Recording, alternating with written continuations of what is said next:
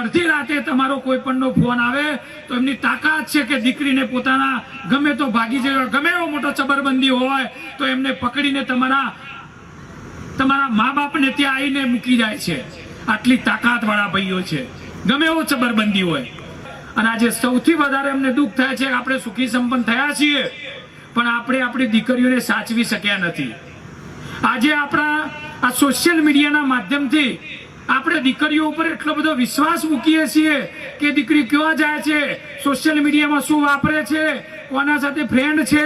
એ રાત્રે કેમ કોઈના જોડે રોકાઈ, આવી કોઈ ધ્યાન આપણે આપતા નથી. અને જ્યારે દીકરીની ઉંમર પ્રમાણે કાયદાનો દુરુપયોગ કરી આજે